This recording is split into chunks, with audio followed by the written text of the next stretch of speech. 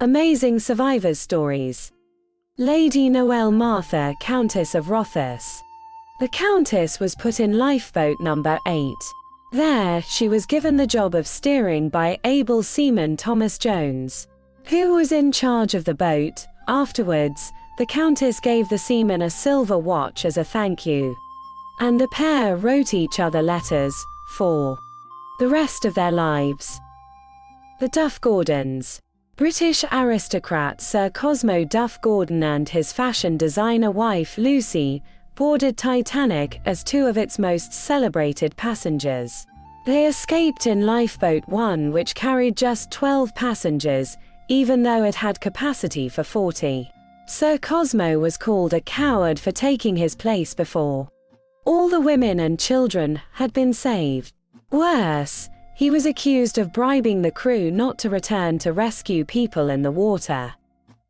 The Titanic orphans. The French second-class passenger Michel Navratil boarded Titanic using a false name. After having split with his wife, he had kidnapped his sons with the intention of running away to the US. Michel died, but the boys were saved. Nobody knew their true identity. Back in France, her mother saw a picture of the Titanic orphans and claimed them. They were the only children to survive the disaster, without a parent or guardian. Lawrence Beasley. He was a second-class teacher on holidays. He escaped on Lifeboat 13 and went on publishing one of the first books about the disaster, The Loss of Titanic, just 9 weeks after.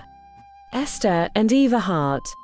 The Hart family was due to sail to the US on SS Philadelphia, but a coal strike saw them transferred to Titanic. Esther felt people were tempting fate by calling the ship unsinkable, so she stayed up at night to keep watch. When Titanic hit the iceberg, Esther and Eva boarded Lifeboat 14.